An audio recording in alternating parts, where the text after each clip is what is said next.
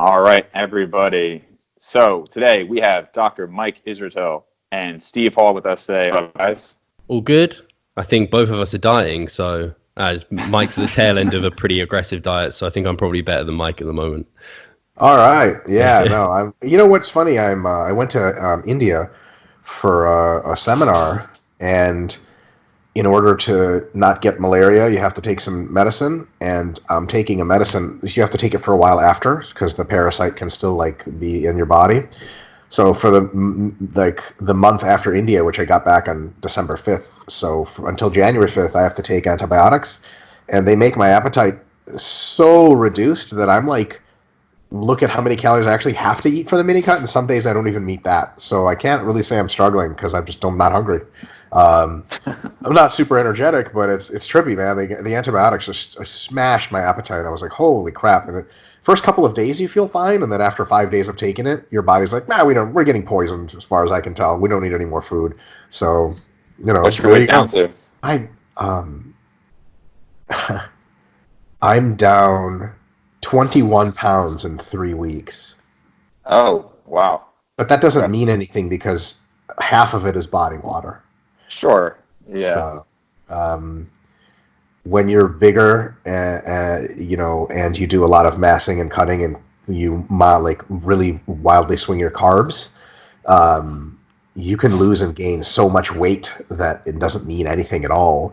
So I hate putting my weight on Instagram because I'll be like, it's a mini cut 229 today, and people will be like, you were 250 3 weeks ago, and I guess I was. Yeah. And they're like, isn't that too fast? I'm like, no, it's not. It's body water. And they're like, how's it body water? I'm like, really, is this the first time figuring out body water changes on a diet? Fuck. I thought everyone kind of knew that. I thought regular people, office workers that I used to work with when they were dieting, they're like, I lost 5 pounds. I'm like, that's probably body water. They're like, yeah, I know. But still a mystery. So that actually ties into the first thing I was going to talk about. But before that, I just have to ask Mike, what's going around the internet? Why are you so mean, man? What's going on? Yeah, well, I can actually answer that seriously if you like. Yeah, sure. Do you want to provide a little background there? Because I don't think you've talked about this it just happened. So if you want to kind of explain briefly. So a gentleman named Greg Doucette, who I used to have a profound amount of respect for, actually. He's a very successful bodybuilder and powerlifter. He actually knows a lot of stuff, it turns out. He has a YouTube channel, and he sort of critiqued the volume landmarks idea and Jeff Nippard's application of it. And a fellow YouTuber, the lifting dermatologist, Steve DeVos, asked me to come on and sort of do a response to Greg's videos. He messaged Greg too, but Greg said he didn't have time for it. Later messaging me and saying that it's not that he didn't have time, it's that he didn't have any interest in going on a podcast with so few views. So he does YouTube to make money, which makes sense. And very few views make very little money. And so I did the response video by myself, and check that out. It's on the Lifting Dermatologist channel. It's very cordial, super respectful. It was very genuine because I do have a ton of respect. And then Greg Doucette made a response video to that where he just mostly made fun of me and said things that don't make any sense. So I figured I'd make fun of him back, but to his face, because I don't need a YouTube channel to do that shit by myself. So my purpose for the debate was to make fun of him to his face and shit on him intellectually, which if you know some about sports science, you'll realize that he sort of just fell into a ton of his own bear traps through that debate, and it was a fucking disaster. If I was him and I had a debate like that, I would re-examine a whole lot of what I thought I knew intellectually. When you can justify approximately zero of the things you do with even your own logic, tough sell. So it was the debate that I did with him was from bad blood. Not proud of it. Not my best moment. Not much was accomplished other than entertainment for my.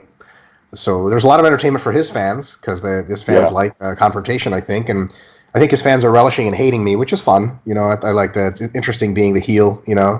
Right. And my fans love it because they like that when I get super smarty and own people or whatever the kids call it nowadays. Was shit wrecked, right? So I'm trying to be a millennial. But as far as a valuable exchange of information, that didn't occur for the most part, unfortunately. But I don't think he was interested in that sort of thing. If he was, he wouldn't have made a diss video in response to my Right. Very cordial assessment. Yeah, and then that's what it was, and so his fans got very upset, even though he makes fun of people all the time on his YouTube. They don't seem to get upset about that, but when he gets made fun of to his face, they find that really upsetting. Which is cool. I think his fans are, they're fun people. Like, they're just trying to get entertained and learn a little bit, and they like Right. Greg, so they were like, "Why the fuck are you fucking with him?" But I think it's all good, man. Like, you dish it out, you take it. Sometimes you take it straight Right. up. So if I'm the bad guy, that's cool. Genuinely, I'm not really a bad guy, I don't think, because if I was, I'd have a really shitty track record of being one. I've debated a ton of people, specifically on Steve's channel, and Yeah. all the debates were as cordial as you can get, right? And tons of learning occurred, and so I think it's a fun thing that happened, and it is what it is, and I do enjoy the attention a little bit from fans of his that message me and say, you're really wrong about all this stuff. And so I say, can you explain to me how I'm wrong? And they try, and mostly just stop responding after a while, because I just ask a few questions. Yeah. Like, how does the 10% rule work? And they try to explain it, and I'm like, well, that doesn't actually regulate volume; it just regulates exercise volume. And they're like, yeah. And then they say something like, he's just trying to do his best. And I agree, maybe, but that doesn't mean things that he says make a whole lot of sense sometimes. And when things you say things that don't make sense, prepare to be called out on them, especially if you are part of the call-out culture on YouTube. Like, he does call-out videos. Right. He's called out to his face. Shit happens. Like, he'll be fine. He's actually a super cool guy in the sense that I'm pretty sure he can take anything on the chin and be like, nah, just moves on. Right. So, yeah, to his credit. So, there you go. So I just had to ask. So I haven't seen the whole interview. I saw probably half of it, and then I saw your post on it. To be honest, I wasn't super familiar with Greg at all until the last maybe month, very recently. Mm-hmm. I think it's funny somebody said he's just trying to do his best, because I would agree with you that that's not necessarily a reason that somebody's right. My understanding with the 10% rule, and again, I'm not completely informed on it, is that he's saying once you have 10% drop off in performance, you're done with that exercise. Was that right? Similar. So let's say you're deadlifting and you do 500 pounds for 10 reps to failure, right? And then your next set, you drop by 10%. So you do 450 pounds, and you would do that also to failure. And let's say you get 12 reps on that set. You do another set, until and unless your set at that lower weight drops below the initial reps that you got on the first big set, so below 10. Mm-hmm. So let's say on the third set, total, second set of 450, you drop to 9 reps. Then the rule would say it's time to switch exercises. So Gotcha. That's the 10% rule. Right, and then I guess the counter argument there is that if you go on to your next exercise, you're now more fatigued for that exercise, right? So why did you even, if you did 4 sets for barbell rows, by his method, you would have had to have switched earlier, right? You could have had that fatigue drop, but you're more fatigued for the next exercise anyway, right? Well, I don't even know if it's about fatigue. I don't think this argument requires a counter argument. I think it requires a series of questions, simple ones, such as why 10%, which was never answered and was probably unanswerable. Another one is, why are we moving on after 10%? What is wrong with bent rows after there's an intensity drop? Why are they not sufficient? Right. You could say, well, it's neural fatigue and such and so forth, but doing a new exercise does not solve almost any of those problems. So you're still just as fatigued, now you're doing a new exercise. So as far as a rule that codes for switch exercise, if this happens, the rule doesn't make a whole lot of sense, because it's based not on anything realistically that happens in your body. And then fundamentally, the big critique against it is because that was his proposal for a volume regulator. Mine is 3 to 12 sets per session, based on how you're performing in sore and pumps. So that's my volume regulator. It's a bit more complex, just a tiny bit. And his was the 10% rule, which is not a volume regulator. It's an exercise regulator. So one of the things we went over in the podcast was, okay, so then 10%, then you fail at a rep range lower than that, and then you do, you leave the gym. And he's like, yep, you're done. And I'm like, or another exercise. He's like, yeah, or another exercise. Well, which one is it? It can't be both. So how are you determining how many exercises you're doing? That requires 2 rules, which he never specified. And he sort of said soreness or something. But he usually, when he presents the 10% rule, as he presented in the video, it was a standalone rule supposed to encapsulate some kind of behavior that you're supposed to do in order to try to select how much volume you're doing. And unfortunately, it just doesn't do that. And if it did do that, it would do it arbitrarily. It's got some cool features to it, it does auto-regulate pretty well to fiber type. So, for example, individuals that are very, very fast twitch, they need less training than slower twitch individuals. They have less volume tolerance. They need less anabolic signaling. They get more out of every single rep and set. So if you're really, really fast twitch, your reps drop off really quick. So you might do 2 or 3 sets and then you drop off and then you'd be done. And if you're slower twitch, you might do 5 or 6 and it would be appropriate, right? But the question is, so that's cool, right? It's also objective. Like as soon as you're dropped off below reps, it's cool. I like the rule. Unfortunately, the question of why 10% and do you leave the gym after are unanswered and maybe unanswerable. So, I said that, so I sort of did a podcast to sort of poke fun at him, but I poke fun at him by knowing that what he was saying makes no fucking sense. If it did, I would never, like, so for example, the podcast opens with us talking about training to failure and how we define it. We defined it identically, and I was respectful and agreed. I think he was right. If everything he said in a podcast made sense, I would be like, hey, like, this is fucking cool. You make a lot of sense. I like it. But unfortunately, he says things that don't make any fucking sense, but he yells at them. And then when he's not yelling them, like on the podcast, they just don't make any sense. And we can ask questions about why are you doing that? Why are you doing that? Why are you doing that? Like I could have played the arguing to convince sort of sequence, which I usually do, and been super, very conciliatory, very cordial. And sort of when he said things that are clearly wrong, you just don't say anything back. You're like, okay, I got you. I see where you're coming from, which is cool. There's no reason to punk people out, but he punked me out first on his own video, and then I punked him out face to face. Like, you want a shot at the intellectual title? You know what I'm saying? All day. So. Yeah, I don't want to focus too much on that whole thing. Obviously, sure. I have other questions for you guys. But before moving on, Steve, any brief thoughts you want to give? I'm sure you listened to it. You just had any other thoughts that Mike hasn't already gone over? It was, for anyone who hasn't watched the whole thing, if you just watched the beginning, it was really interesting for me because I thought, I was like, that doesn't sound like anything Greg was saying, and actually sound very much like in line with what Mike might recommend, his first few kind of words on training. Mm-hmm. And then as the interview progressed, it got worse and worse towards the end, where he said, we don't really know anything.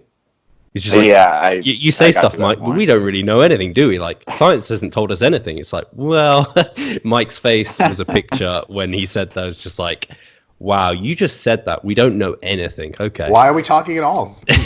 Why are you giving advice if we don't know anything? You could be giving any other advice. You could be making random sounds.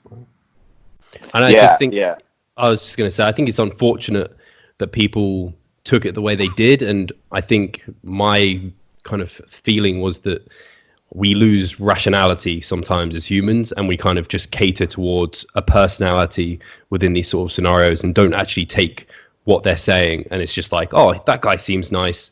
Why is this other guy being so mean to him? It's like, because he's an idiot and he's giving bad information. It's like, well, it's also because he's like, I would never pick on someone because they were an idiot or just giving bad info. He's a mean person. His entire YouTube channel is based on calling out people and being mean to them and ridiculing them. And then when he comes on the podcast, he's Mr. Nice Guy. And his fans, they'll cut him all the slack in the world. But people who don't know who he is and come to the conversation and watch it, they'll be like, yeah, I mean, like, the Mike guy is right about stuff sometimes, but he's super fucking asshole. Like, what a dick. If they didn't watch the other 3 videos, that's a very, very rational conclusion. If they watch the other 3 videos, they'd be like, yeah, it's all fair and love and war. And not my proudest moment, but it was not fun. Yeah. Well, I'll have to go back and watch the primer videos for it, so I have a better reference. Also, Steve, that beard is coming in very nice, man. Very thick. Yeah, I kind of I was shaving it all off, and then I just got lazy, and I think I'm going to continue that because I'm cutting now, so laziness just ensues. Hide the sunken cheeks and everything. Yeah, not yet. I'm still like a bit of a hamster at the moment, so that'll be next year. This time next year I should be all done, but next year, like June, August time, September, that's when, the sunken face, and I'm not going to shave my head again, though. That's not happening. Yeah. I'm sorry, Mike. It's not a look I can pull off. Damn it. It's convenient, though. I loved it from that aspect. And the feeling, it was quite nice, especially in the gym when you just sweat out. Yeah, you don't have a bunch of hair on your... Yeah, I hate having a ton of hair.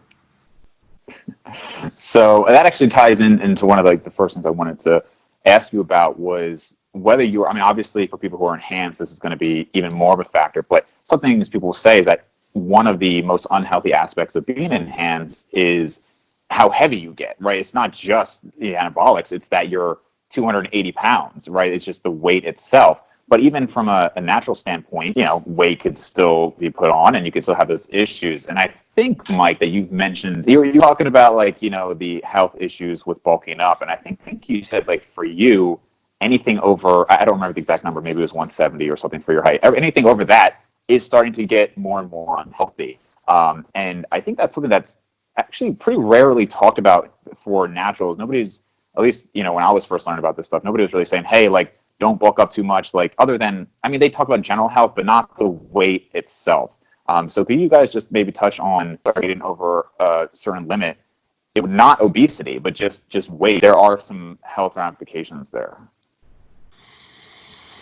So, for enhanced people, there's the double whammy of taking drugs that hurt your body and also making your body bigger, which is really bad for you. But for naturals, getting bigger beyond what just a normal healthy person is, absolutely is a cost to all of your systems and reduces your longevity. The thing is, it doesn't impact your health in any really major way in an acute sense. You're not going to like die tomorrow. Mm-hmm. But having been 200 pounds for years in the middle of your life is going to shorten your lifespan versus having been 150 pounds for years. Sorry, Steve. But it's one of those things where for naturals, it's not nearly as big of a deal, but getting bigger and heavier is not, does not promote longevity. And you can keep your health in order, but it definitely reduces longevity.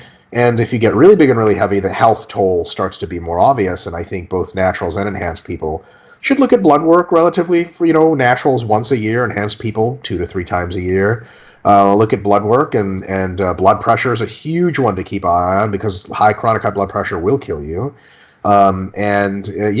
Anything beyond, you can look up sort of reference weight and height tables that are average. And we actually, in the Understanding Healthy Eating book from RP, we have a whole table of what the healthy range is, and we intentionally use the more expanded understanding because you used to think like it was just this body weight, and anything other than that was bad. But there's actually a very wide margin. But if you're outside that wide margin, like for somebody Steve's height, like anything north of 180, like if Steve came to the doctor and he was 180 pounds. When the doctor was like, what are you going to do with your weight? And Steve was like, I'm going to go up to 190. And he'd be like, is that healthy? And the doctor would be like, it's not unhealthy, but it's not probably the best thing to do. And then Steve was like, well, why don't we go up to 200? And the doctor's like, again, less healthy. And if 210, 220, 230, less and less and less. And body weight, excessive body weight kills way more people than drugs do every year by a long shot. And a lot of people who take performance-enhancing drugs and never get really big, like athletes, as opposed to bodybuilders, they face very few health consequences. The biggest thing that kills you in bodybuilding is using a ton of drugs to get really, really huge. That combination is not great because a lot of blood pressure issues and stuff like that. Steve, what do you think about all that? No, I mean, I can't speak to it as well as you have. You have or can. I don't. It was only until I asked you the question because it was very interesting to me because I think a lot of people are under the assumption that if they bodybuild and building muscle and they hear that as being healthy, and it's like, well, everything kind of to a point. So just like having like omega-3s or having kind of some avocado with your meal, it could be healthy to a point, or water is healthy to a point. Everything kind of has that dose where if you go over that limit, and it wasn't until you spelled it out within the podcast where we chatted about it, it was like, okay, that makes a lot of sense. And I know, having spoken to Broderick about kind of like steroids and what might be the kind of some of the kind of bad effects from those, and he spoke about just the body weight going up. That's one of the biggest kind of health issues that come with steroids. And so I found that really interesting. And I guess my perspective on it is people who weightlift and do the kind of bodybuilding thing generally have lots of healthy habits involved with that kind of behavior that may counterbalance quite a bit of it, and an element of YOLO, like in that you don't want to kind of just restrict yourself to be the healthiest person ever and live another, I don't know how many years it would be. 5 years sounds like a lot to me. That it might be 5 years. Mike, you probably know better than me, but I think I'd probably prefer to live a life that I really enjoy and do a kind of sport that I love and get those and not worry about the 5 years or whatever it could be that get chopped off. But that's kind of my perspective on it. But yeah, it's very interesting, I think. Yeah, because Steve, I mean, the last time we talked and you were kind of somebody I thought about with this question is, I think in general, I mean, if you are somebody who is, not exercising, you have a horrible diet, and then you switch over and now you're consistently exercising, you're eating, fruits, vegetables, you have a generally healthy lifestyle, you are going to, I think, have a net benefit, from bodybuilding. Assuming natural or, maybe moderately enhanced, obviously you can give them a lot of details there. But So I think the net benefit is positive. I think you're still focusing on health, but there's obviously a point where you can push it too far. And arguably, like you said, I mean, the most healthy could be to stay maybe at your height, maybe 170, 175, and restrict calories. There's some studies showing that. But ultimately, like you said, I mean, how much is that extending? I would be surprised if we had any concrete data on how much that's going to change. But I do think it's interesting to think about, because a lot of us have this goal of just getting bigger and bigger, and you kind of don't think about some of the consequences. And I think you even had some more acute consequences, maybe not from your weight specifically, but from forcing the calories higher, right? Yeah, I was actually going to say this about Mike in terms of the antibiotics he was on, but at least the first week of dieting was very easy for me because I was still having some of the nausea symptoms that I was having from peak mass. And I don't know what it is. I mean, it's completely gone now. I'm getting hungry. Food tastes good again. I'm enjoying just like boring food, it's crazy how quickly that actually just happens, which is why I guess mini cutting is so great. When you're like massing, it's just like boom, it puts you back into a state where you can just start eating again. But yeah, I don't know what the actual issue was that I was suffering from, but I had a consultation with Gabrielle Fondero, and I think after 2 weeks and kind of the changes I've made to my diet and the fact that a lot of my issues have kind of dropped off, she may have kind of found what my problem was. And I'd be interested to actually hear what you guys both think to this. But essentially my diet was moving more and more towards like a westernized diet. It was becoming more like extreme if it fits your macros. Obviously I'm not like an idiot, so I was still making sure to kind of get my, like, I was having fruit juice instead of probably whole fruits. So I was having kind of 3 to 4 portions of veg a day, but a lot of my kind of calories were coming from liquids, lots of kind of chocolate milk, weight gainers, these sort of things. And my fiber was maybe at 30 grams and carbs were coming up to 700 grams. And it was kind of a combination of all those factors. Gabrielle thinks my gut flora might have been off, which was leading to like kind of the nauseous feelings and the bloating. And also I was having serious mass, but I was consuming that with, I think it has a huge amount of, it's like 200 grams of carbs or something within a serving, which I was having every morning for breakfast. And I was having it with like 700 mils of water. And that makes, it's not actually that thick even as a shake, but that's in terms, Gabrielle was talking about the kind of the concentration of carbohydrate to fluid, and what that she thinks was doing. I drink it down in maybe half an hour and it would draw a load of fluid into my gut, making me very bloated and potentially nauseous. And then she talked about kind of potentially lactose intolerance because my milk intake and kind of calcium dairy intake, was getting very high. So it's hard to say that it was definitely all those things, but because I brought calories down, so that's obviously going to help alleviate kind of a few of the symptoms. But it may well have just been the fact I was pushing food for so long. I then took a kind of, not the cop-out approach, but I let my whole food intake come down. And then it was kind of a self-reinforcing action of, I was getting more nauseous, feeling more bloated, so I was going towards more of these foods, and they were causing more of the issue. And it just, so for me, I've never had a client experience this, and it was a great lesson, and I'm glad I've gone through it because it was horrible, and it was actually harder than like some cutting. Like cutting gets hard, but this force feeding when you're feeling like you're going to be sick just was horrendous. So I'm glad that I'm cutting, and it seems to have been solved, and maybe I don't need the endoscopy because that doesn't sound fun. Well, Mike might disagree with me here, but if you really want to like restart your microbiome, you can try some bulletproof coffee and some perennium tannin. I've heard that works very well. Ginger, zinc, earth metals really bring you into alignment spiritually, but also the spirit is super tied to the gut because that's where the spirit's centered. If I remember, Marcos Rodriguez, he's my spirit guide. He knows this kind of stuff. You could have him on the podcast. The gut actually has a lot of spirit receptors, I've heard. It's a whole complex system, and it's nonlinear logic too. So it's really tough to understand. But Steve, for what it's worth, man, I think Gabby's probably right about the mechanisms of how that happened. But the fundamental cause is just eating a lot of food and stuffing yourself. Like in retrospect, like you reached out to me, you asked what's going on, and I was sort of like, I think I overcomplicated what I thought was going on with you in my head. And I was like, gee, I don't know. Like, I don't want to tell this guy everything's fine and him like have some kind of fucking stomach cancer or some shit. So I was like, I did get my blood shit work happens, done. Right? That's good. And your blood work came back good, right? So, that nausea and stuff, that's something my training partner Charlie and I experience every time we push our body weight on massing. Like, Charlie has been to the point where he has a fun story. You should have him on the podcast. He'll tell his fun story of how he was hospitalized for gaining too much too fast. Gabriel brought this up. Yeah. So you can overwhelm your Really? physiology. Yeah. I'm not gonna spoil it, but it turns out your body can only eat so much food until parts of it break. Wow. Yeah. Korean willpower, man. You just tell him do this, and he just does it. That's it. And fuck the body. So, what's it called? Basically, you when you're pushing it so far against your body's homeostatic state, you will have consequences. And if you eat a ton, like, nausea is just taken for granted. I don't like to admit this, but when I was going up last summer to, not this past summer, but the one before that, to 265, which is a very big high for me, like a sort of recent high, I was consuming one solid food meal per day, and everything else was liquid because I couldn't fucking eat anymore. Yeah.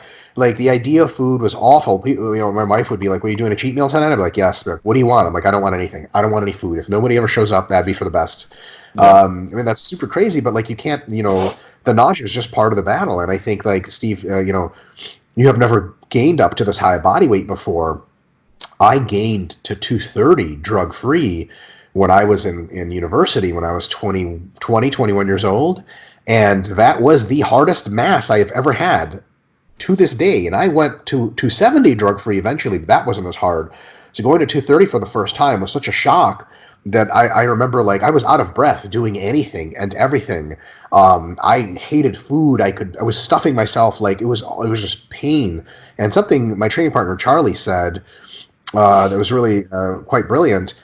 Dieting's hard, but the default mode of dieting is, if you just do nothing, you're going to succeed. It's the actively trying to keep yourself from doing things, like putting things in your mouth that aren't supposed to be there. Fundamentally, that's at some philosophical level, by definition, easier than having to do something, which is put food in your mouth. Like, if you can't put any more food in your mouth and you just start throwing up, that's sort of like an intractable problem. That's it, you're done. But with dieting, it's like, you cannot eat, figure out something in your life, and you're starving and hungry, but if you just don't do anything, you're winning, right? But I'm massing, if you don't do anything, you're losing. You're going against the clock. So it's part.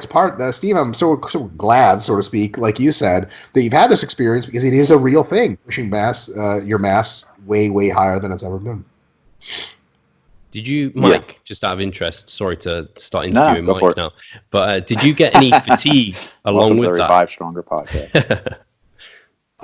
Did I get any fatigue? I felt, so I would, my limit, my threshold for throwing up in the gym was so small that I would do 2 sets of leg press and just begin to throw up. And it was just so par for the course. I was of higher body weight, higher body fat, and so my endurance was total shit. Day to day, moving around is tougher. Like, I feel mentally, I didn't feel fatigued. I felt okay, but then moving up and down was like really sucked. And in jiu-jitsu, I had probably a month and a half period where I would dry heave after multiple rolls during the sessions. Like, I would tap, like somebody would be on top of me, not applying a submission. I would tap, and they're like, "What the hell?" And I would turn over and start throwing up. So the fatigue was a real thing. Not like, when you're sick, even if you're sitting down, you feel like, ugh. It wasn't that, but it was when I did anything, it was that. So yeah, It sucks. Yeah, I think the highest, I've gone up to 220, and I've always had a pretty big appetite, so it wasn't horrible. There were actually, the hardest was when I was, for the sake of experimenting with keto, and I was actually bulking up with that type of diet, just to kind of test some things. Pause. Yeah. Forget about Steve and I. You're on the fucking podcast interviewing yourself now. Can you please tell the world about your keto bulk? First of all, really quick, this is really rare. Almost no one ever tries this. Tell us. I want the details.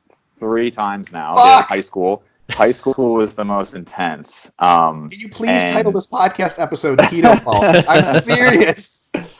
So I did a lot of blood work, not in high school, but the next time I did it. That was interesting to see. I was I was eating maybe 4,000 calories on keto, and it was probably, I want to say 350 grams of fat or so. But, you know, with just, it was drinking like olive oil, peanut butter, I've which I done that. love, was Okay. disgusting. Yes, peanut butter I would gets have so like old. chasers. Yeah. So I would It have sticks to peanut everything butter, in your and mouth then too. I would, yeah, which is just like when you're that full, just disgusting. But yeah, I would take a quarter cup of peanut butter, and then I'd swallow some olive oil with it. You know, 10 eggs for breakfast. It was easily my least pleasant bulking experience. Yeah, it was not good. Did you gain a lot of muscle, or? So here's the thing. This was back in like the first time I did it, 2008, I want to say. So this was when there was some logic. It is interesting over the years to have found that like some of my suspicions were right, because back then people would talk about like people were still doing like anabolic diet, and they were saying by having low carb you could gain more, like you'd have a more lean bulk, right? And by keto it's like, oh, you're gaining like just all muscle. And I was like, I feel like I'm gaining more fat this way.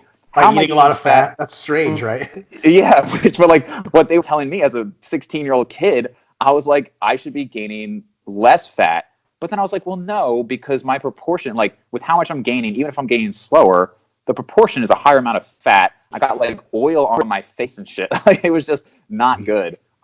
So after doing it for a while, like this is clearly, you know, because I thought I was like carb sensitive back then because I grew up fat and all that stuff. It was an experience for sure, but not the most pleasant one. Not one that I would recommend for people trying to gain anything. Did you get fiber? Were you consuming enough fiber, or like how was? I'm guessing the toilet wasn't fun. Honestly, I didn't really have an issue with that. Ah. That was fine. Just a slip and slide, I was thinking. Sorry. Actually, Yeah, no, for real. maybe tied for worst was when I again just I actually did an elimination diet, which by the way that I structured it was a carnivore diet inherently about a year ago. So trying to eat 3,500 calories a day of just meat and oil, oh my God. I don't know how, I forget the guy who was pretty big on it, that doctor who, I forget his name, he was on Joe Rogan. Yeah, I'm embarrassed I forgot that because I've had him on my podcast, but he talks about how he has like 7 pounds of meat a day or something. I don't know. It was not enjoyable at the least. At least with keto, I could eat nuts and egg, like something different. Cheese, carnivore, I don't know. But it's just kind of an experiment. How did you feel? So I have some significant GI issues, which makes all of this so much more fun. So that's why I started the elimination diet. But I'm stubborn, so even though I was doing an elimination diet, I didn't want to lose a lot of weight. So that's why, even though it was an elimination, I was still starting at like 3,000.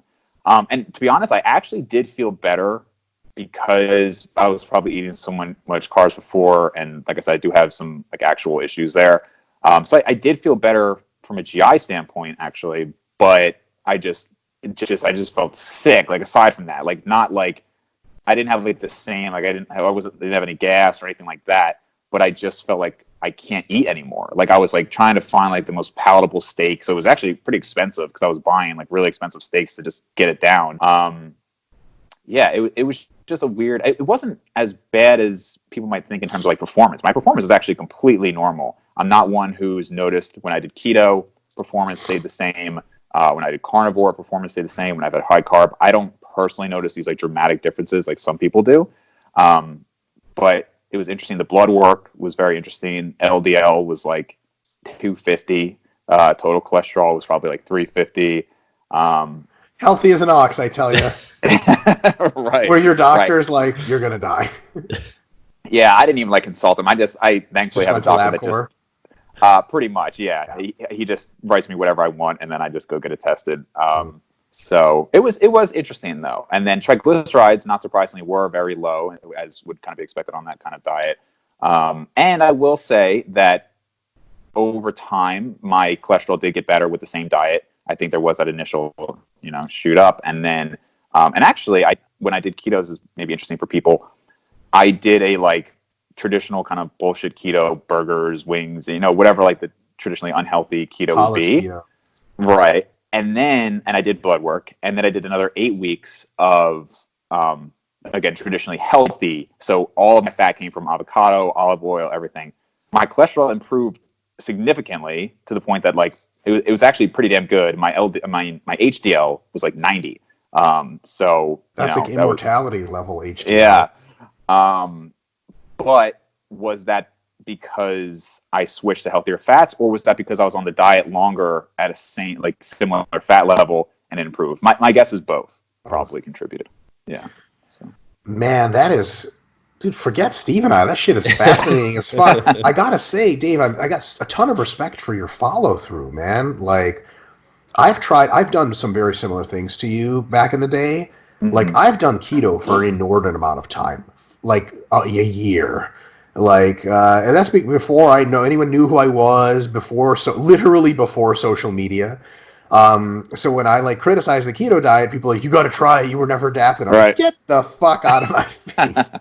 And there's like another thing I gotta say is people sometimes see these wacky diets like carnivore. Keto is less wacky, but carnivore is about as wacky as it gets, right? Like only ground beef, and you're like, okay.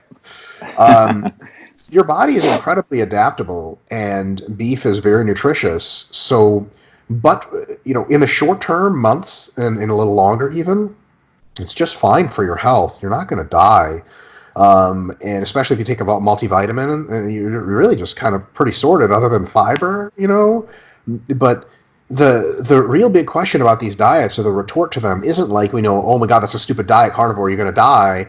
It's, what is exactly the benefit that we're getting from restricting all of these food groups? Because the argument doesn't have to be, well, that's really bad for you. The argument has to be like, how is that good for you? And then the list of how it's good for you is they're like, well, like some people are sensitive to some plant foods. And you're like, okay, true. It's like elimination diet. They're like, yeah. Like, what else? Like, well, that's it. They're like, all right, well, why not just do a regular elimination diet? And they're like, well, it's basically what it is. You're like, okay, sweet. But they're like, it's a lifestyle. Like, why the fuck would it be a lifestyle? Here's the thing. If you want to live like that, if you like just boost your fiber intake and make sure to get blood work, I think you could do mostly carnivore for the rest of your life. But like, why? Like someone's like, hey, you want to go out for ice cream? And you're like, nope, carnivore. But like, you want to go out for ground beef? And they're like, yep, 100%. You know me, baby.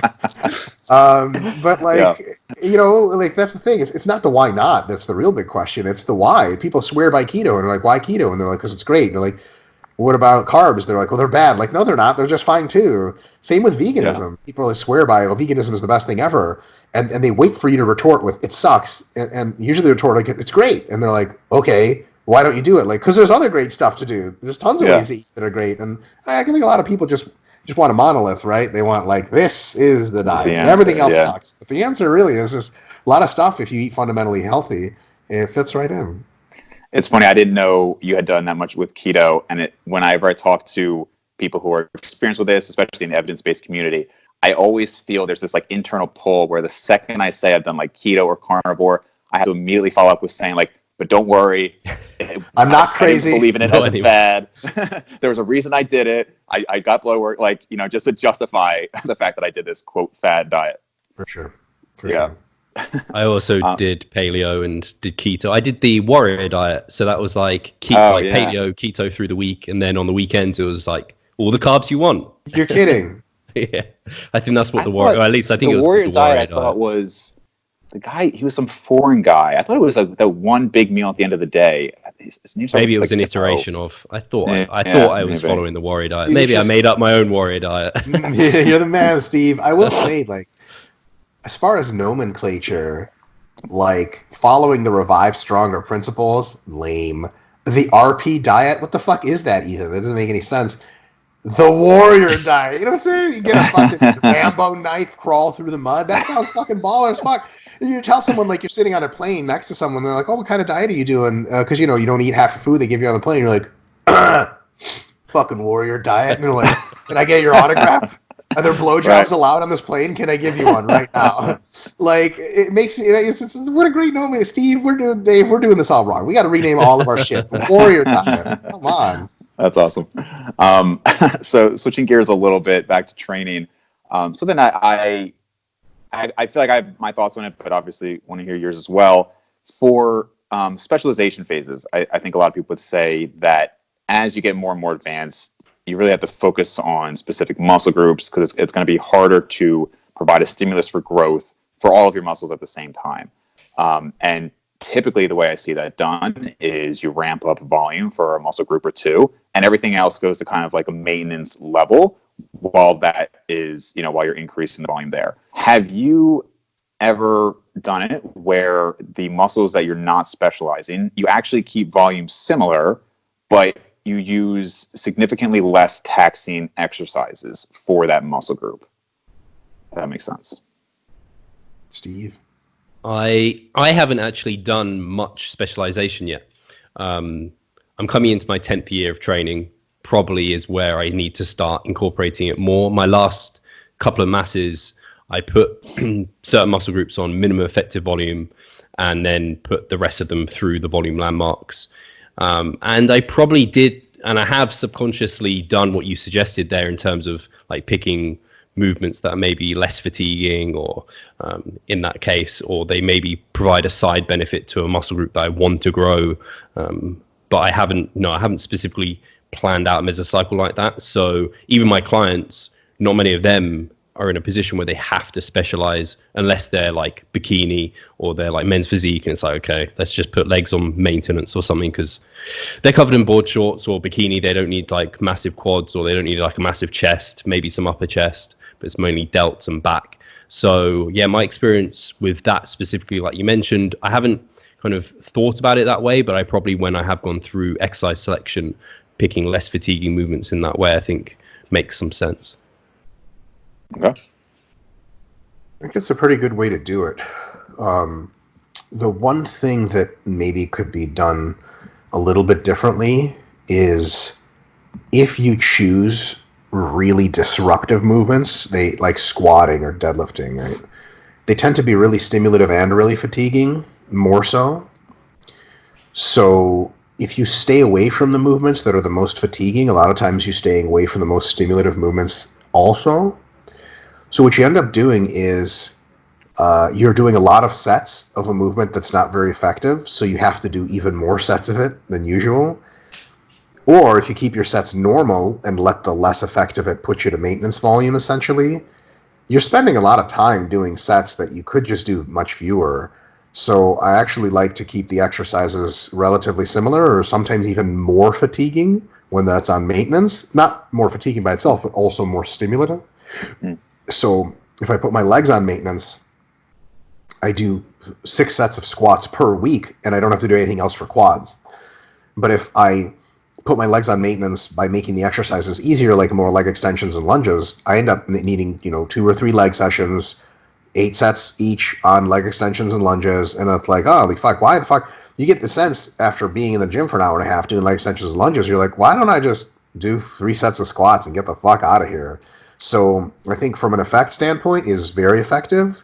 From a efficiency standpoint of saving time in the gym, which can be psychologically real beneficial, right? Like you might actually want to do the more fatiguing exercises like barbell press, barbell row, stiff-legged deadlift, squat, those kinds of exercises, upright row for shoulders. You just throw a couple sets of them to whatever muscle group you want, and all of a sudden you don't have any you have the same fatigue because you're doing fewer of them that you would for easier training exercises. Same stimulus, but you do it in fewer sets. And a lot of times, because the exercises that are the most fatiguing and disruptive are so compound, that you can hit multiple muscle groups with them at the same time. So for example, if you are putting your quads and glutes on the back burner, you could train, a very low fatiguing exercise for glutes is like a machine hip extension, right? Like a machine hip thrust, and a low fatiguing exercise for the quads is a leg extension. You got to do 2 fucking exercises, which is cool, but takes some time. With squats or with lunges, you get both at the same time. So why not just do either squats or lunges, and you'll just be out of the gym quicker. It's like, how long does a CrossFit workout take versus isolation-only bodybuilding workout for all the same muscles? I mean, holy fuck, you'll be in the gym forever trying to replicate that. So I think there's something to be said for choosing the less fatiguing exercises, but if efficiency is your concern, then maybe choosing the ones that are really disruptive is good because it keeps you in the gym less. In addition to that, from what I mentioned about the psychology, if you are really prioritizing, say, chest and back, you want maybe 4 chest and back workouts per week, you're going to want to make the other workouts either very short or not at all. So having the very disruptive exercises means that you might squeeze them into other days. Like on the days you do arms, you might be able to do some squats, and on the days you do shoulders, you might be able to do some posterior chain stiff legged deadlifts or something, just 2 or 3 sets each time, and that's it. Like now you're in the gym 5 days a week versus 8 with double sessions, but you're getting just as much stimulus and not nearly as much psychological fatigue from having to show up to the fucking gym all the time. Right. That's my thoughts on it. You might have just answered it there. I mean, the example you gave there was chest and back, and something I was going to say is, if you think it makes more sense to do, if somebody's trying to specialize, let's say 2 muscle groups at the same time, I could see the benefit of having antagonistic muscle groups like chest and back. But the other side of that I could see is if you're doing a ton of volume for back and a ton of volume for chest, depending on the movement choice, you might now also be getting a ton of volume for biceps and a ton of volume for chest and triceps, again, or shoulders and triceps, depending on how you're doing it.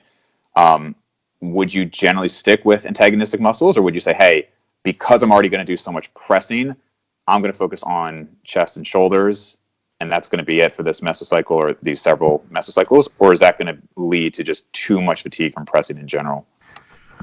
As an example. I don't know. I'd like to hear what Steve has to say about it. Me personally, I honestly have mostly just constructed my specialization phases and those for clients with what muscles do we need to specialize and what muscles do we need to back burner, and then I just construct it like that. If you do lots of flies, lots of wide grip pressing, and some dumbbell work at the end for presses, you can get a fuck ton of chest volume with very little tricep stimulus. And if you really want to take your triceps off the back burner, you just do no isolations.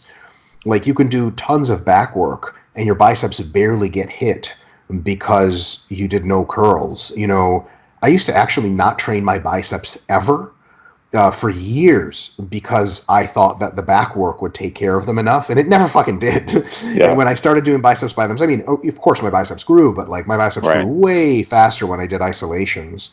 So I think it's, you know, in just doing 4 or 5 sets of like straight arm lat pull downs before your back work, all of a sudden makes, you know, the limiting factor your lats by a huge margin, and then your biceps barely get to feel anything. So I think you can rig the exercise selection enough for that not to be a big problem. Steve, what do you think? No, I think I agree with that, and I was going to say the pre-fatigue seems like a cool way to do that. Like you can do it for, I was thinking for bikini competitors quite a lot of the time, you can almost like pre-fatigue the glutes. If they already have like decent enough like hamstrings and their quads, it's like, well, you just turn every kind of quad dominant, hamstring dominant exercise into like another glute exercise for them, which is quite a cool way to do it. Or like men's physique again, like overhead pressing. I've done it where like pre-fatigue the delts, the triceps, and you kind of turn an overhead press into more of a tricep and kind of side delt exercise than like a anterior delt exercise, which isn't super important. So yeah, when I am thinking about doing a specialization phase, or at least for myself, I was picking one upper body movement or one upper body muscle group and then one lower body. So they were kind of completely kind of not interfering with one another. Gotcha.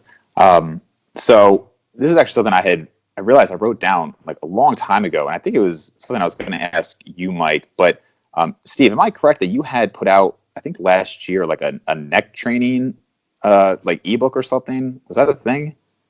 I'm not Jeff Nippard. No, I haven't. I've done nothing for neck training. I've never trained. I thought you made some like comment about it or something. No? Yeah, I know Jeff Nippard. That's what I think why I thought of it is that Jeff Nippard, he like kind of got to popularize it with like Alpha Destiny and stuff too. But you never did anything with that? No, I've done shrugs. I don't know if they count as like neck, but yeah, that's all. I've never bought the harness or done any kind of neck extensions and things. Okay, because Mike, I was going to ask. I saw you make. I don't know if it was on Steve's channel or so. You just made a comment on like like why the hell is everybody training neck? Like, do you want sleep apnea? And I actually did want to get your thoughts on it because back when I was wrestling, it wasn't uncommon at all to be doing neck bridges and things like that. I don't know if that's the same with jiu-jitsu, but obviously, it can be important. I also do think from a, appearance standpoint, it can make a difference in, that like kind of like powerful look and everything like that. I do think from like a martial arts standpoint, it has some benefits. So I don't know if your comment was more just like, jokingly or if you actually think that it could cause problems, but I kind of wanted to get your thoughts on it. So, people who are taking special sports supplements and are very large would prefer their necks be smaller because large necks literally cause sleep apnea, and that's a huge problem for people who weigh over 210, 220 pounds. I have, you know, like, I've been blessed with ridiculous genetics for sleep apnea where I can weigh up to 270 and I only get a little bit of snoring if I'm on my back. And then anything south of 250, I basically don't even snore. I can be on my back and I don't snore. So I don't know what the hell it is about my body, but my neck is, well, clearly not small, and I don't get sleep apnea. But I don't want to play the fucking dice game on that shit, so I'm never training neck. In addition to that, if you are enhanced, and I do jujitsu as well, which is like people fuck with your neck, you use your neck in every position. It's so much volume from that my neck grows just from that. And your neck grows from doing shrugs and everything else and moving around. You tense your neck a ton during rows and upright rows and all this other stuff, overhead presses.